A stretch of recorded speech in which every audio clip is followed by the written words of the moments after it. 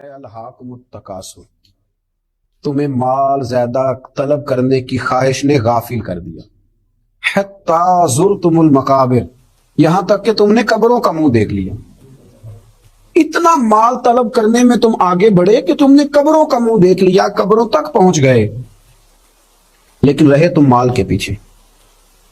نبی کریم صلی اللہ تعالی علیہ وآلہ وسلم نے ہمیں بڑے خوبصورت لفظوں کے اندر بات سمجھائی، مسلم شریف میں موجود ہے، اور اگر ہم حضور علیہ الصلوۃ والسلام کے لفظوں پر غور کریں تو دیکھیں منظر کیا بنتا ہے، کتنی بڑی سچائی ہے زندگی کی جو سامنے آتی۔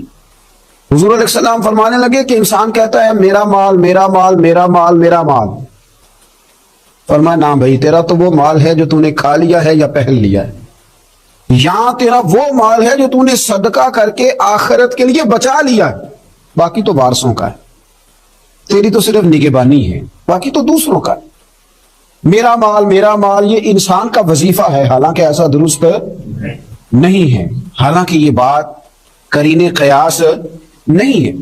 تو مال کے پیچھے دوڑتے رہنا، صبح سے شام تک مال کی منصوبہ بندی کرنا، مال موجود نہیں تھا تو میں بیمار ہو گیا تھا، مال موجود نہیں تھا تو میں دکھی ہو گیا تھا، مال موجود نہیں تھا تو میں کسی کا تعزیت کو نہ جا سکا، مال موجود نہ تھا تو میں کسی کی شادی میں خوشی میں شریک نہ ہو سکا، مال موجود نہ تھا تو میں کمزور پڑ گیا۔ بھائی مال کل کائنات نہیں ہے، مال ہی مال سارا کچھ تھوڑی ہے۔ حضرت مولا علی شیر خدا رضی اللہ تعالیٰ عنہ بہت بڑے مالدار نہیں تھے، پر اللہ تعالیٰ نے انہیں بڑی اعزاز سے نوازا، بڑی شانیں عطا فرمائی۔ انبیاء کرام علیہ السلام میں سے کس کے پاس زیادہ مال نظر آیا؟ حضرت بلال حبشی رضی اللہ تعالیٰ عنہ بڑے سادے سے تھے، جناب فاروق اعظم حضرت عمر فاروق رضی اللہ تعالیٰ عنہ کے پاس بھی زیادہ مال و دولت نہیں تھا۔ مال ضرور ہے، پر زندگی کا مقصد مال نہیں ہے، مقاصد تو کچھ اور ہیں۔ اس لیے رسول رحمت صلی اللہ علیہ وسلم نے ایسی بات کر دی کہ اگر ہماری سمجھ میں آئے نا تو وہ ہمارے ذہن کو ایک بہت ہی الگ سوچ فراہم کرے گی۔ حضور علیہ الصلوۃ والسلام فرمانے لگے کہ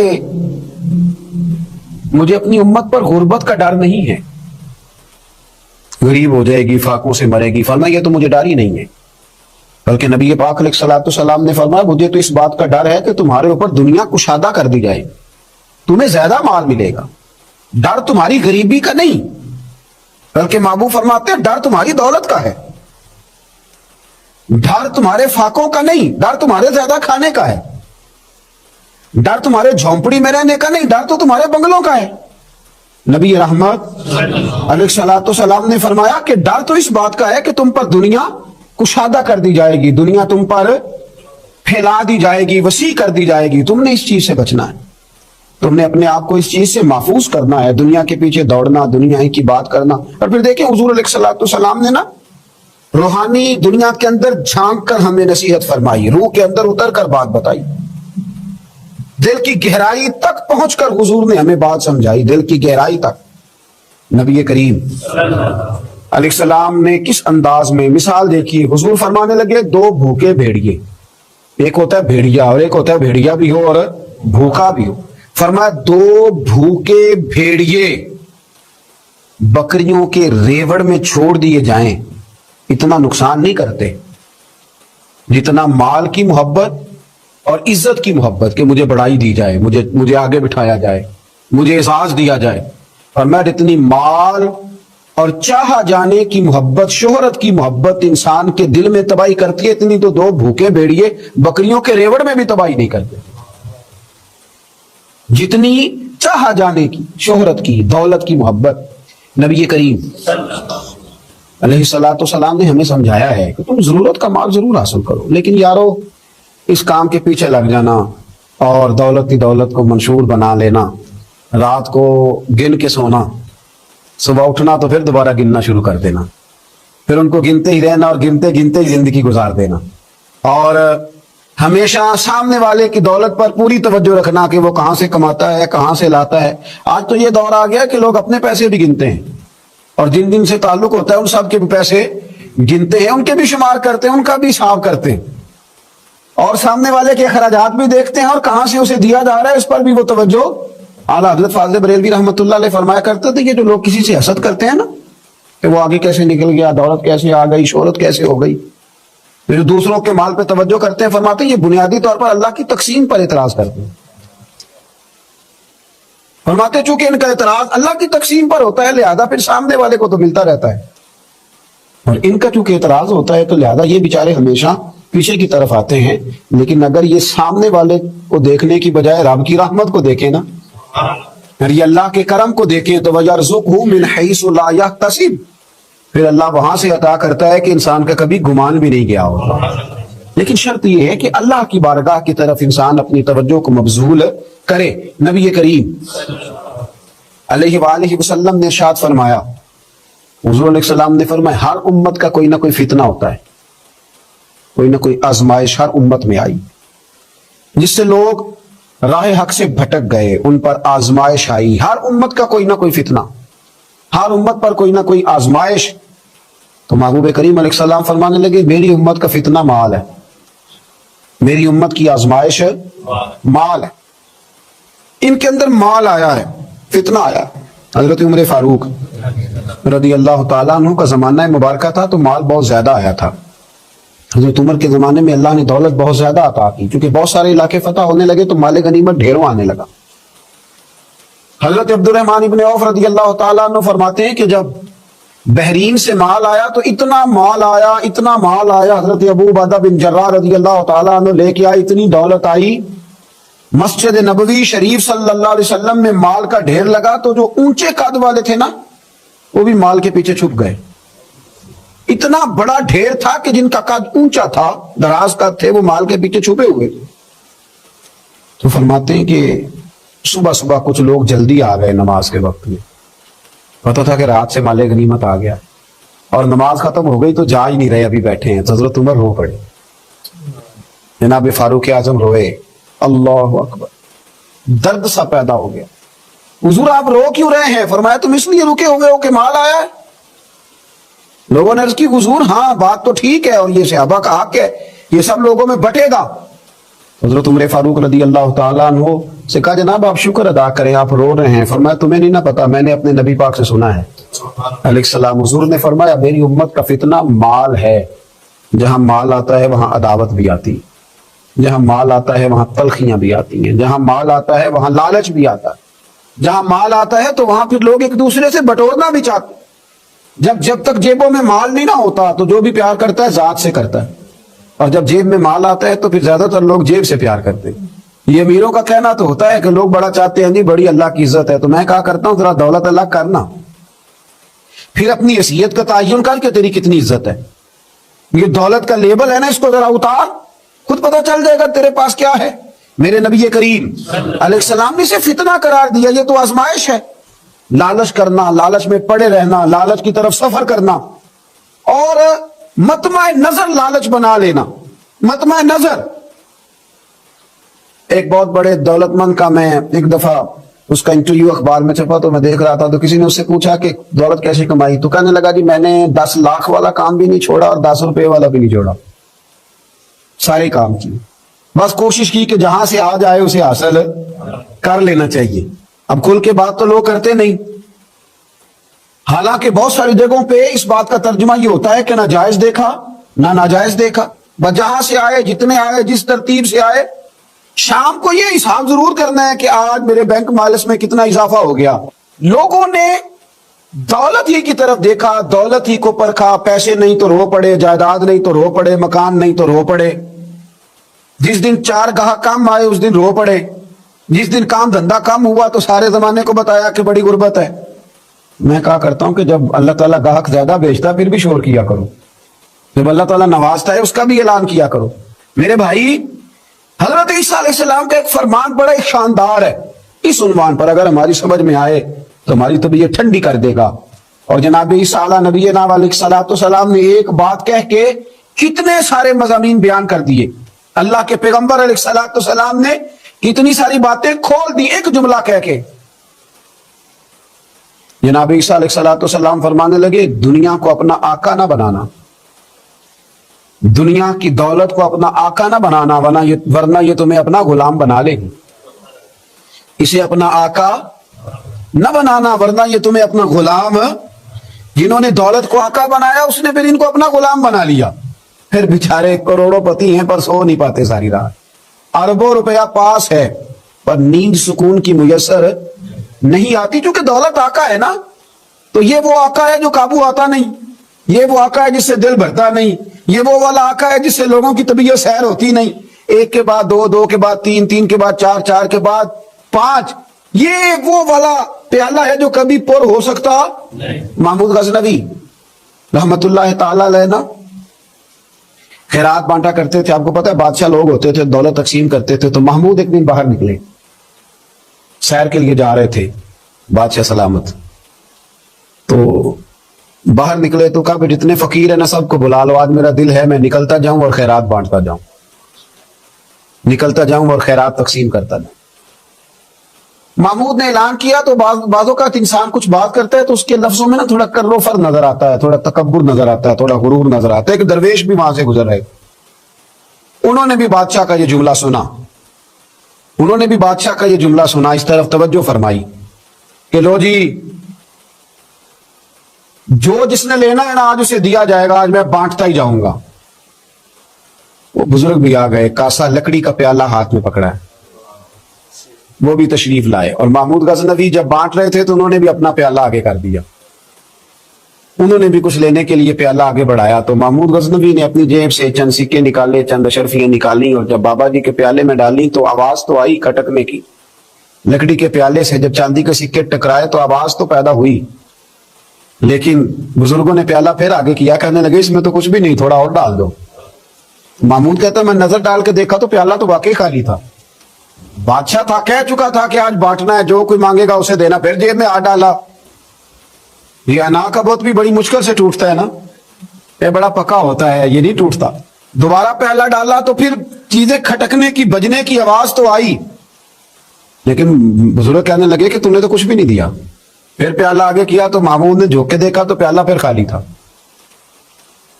اس نے پھر کچھ ڈالا, پھر دیکھا تو خالی, پھر ڈالا, بجنے کی آواز آئی, پھر خالی. اب بادشاہ تھا, ہارنے کا نام ہی نہیں لے رہا, یہ شکست کھانا ہی نہیں چاہتا. اس نے تھیلے منگا لیے, بوریاں منگا لی پیسوں کی بھری ہوئی, ڈالتا جا رہا ہے, بجنے کی آواز آتی ہے. محمود تھک گیا, کہنے لگا بابا اس کے نیچے کون سا سوراخ بنایا ہوا ہے, کیا ہے اس کے نیچے, جو سمجھ میں نہیں آ رہا کیا ہے.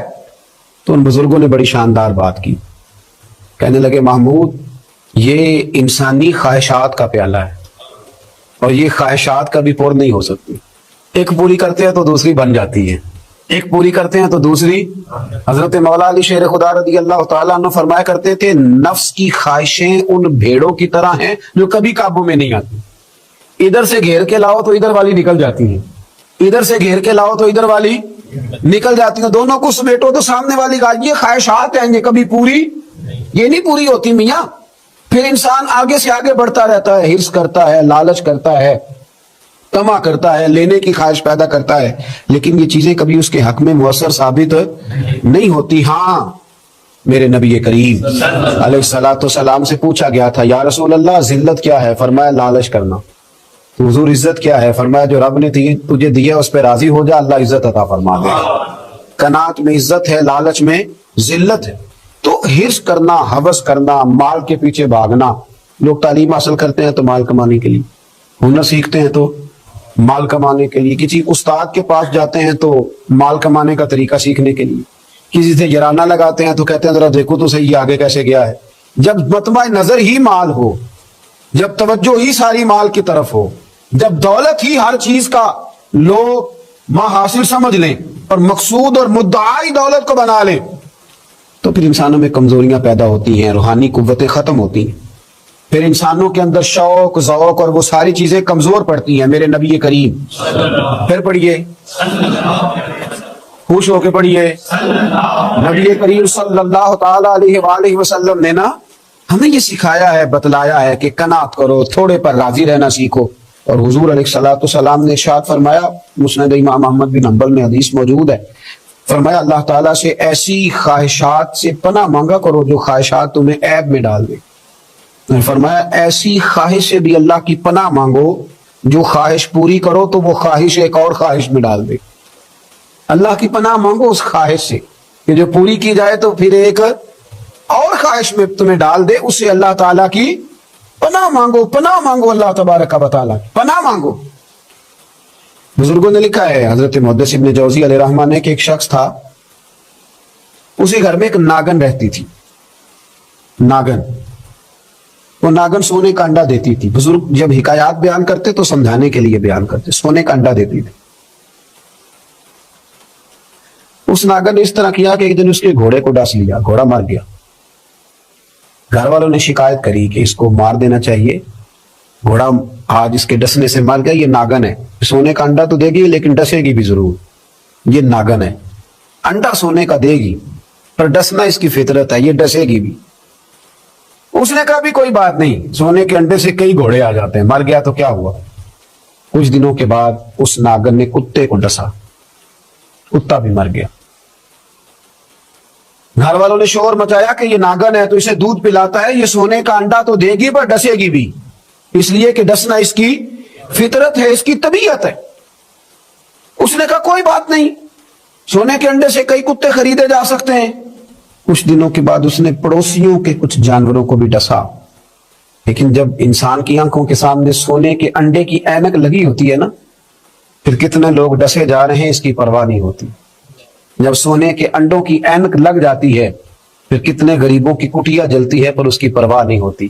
جب سونے کے انڈوں کی اینک لگ جاتی ہے پھر کتنے رشتے ٹوٹتے ہیں، لوگ پرواہ نہیں کرتے۔ سونے کے انڈے کی اینک لگی ہوئی تھی۔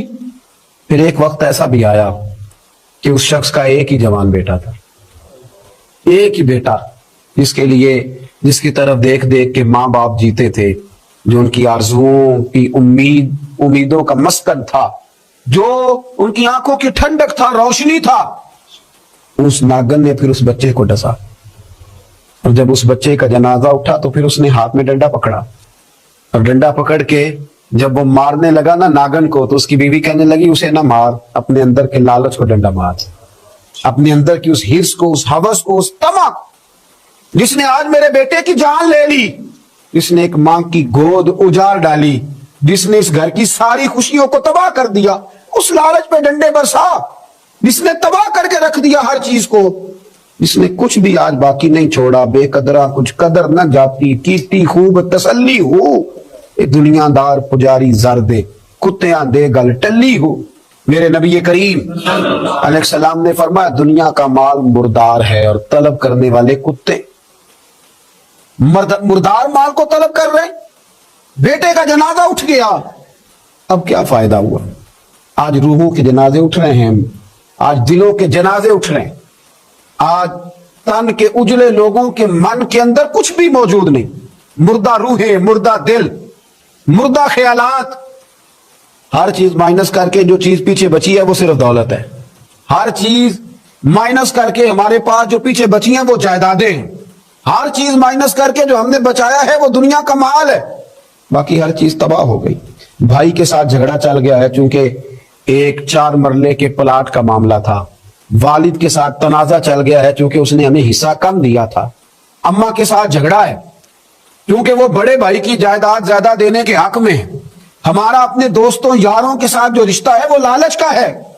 ہم نے ہر جگہ ہرس کا بازار گرم کیا ہے، طمع، لالچ، یہ ساری چیزیں اس تیزی کے ساتھ لوگوں نے اوڑھی ہیں کہ ہر طرف دولت کا بازار گرم ہے۔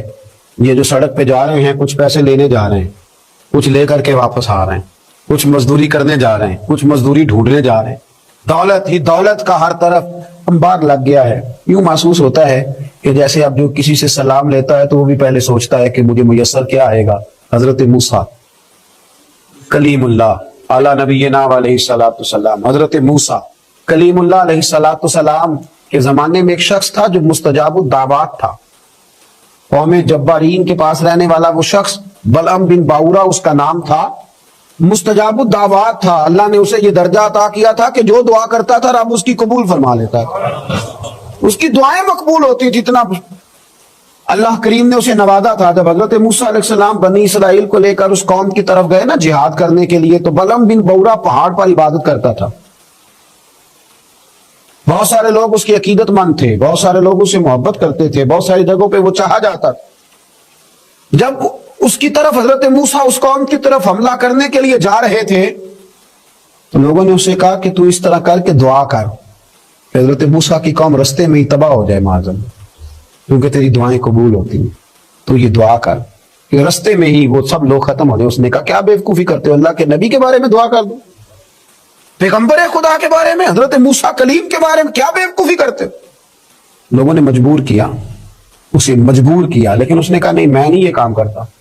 لوگوں نے دلائل دیے، بالآخر کچھ لوگوں نے کہا کہ آپ استخارہ کر لیں، اگر تو آپ کی سمجھ میں یہ بات آئی تو آپ آگے لے جائیے گا، نہ آئی تو نہ لے جائیے گا۔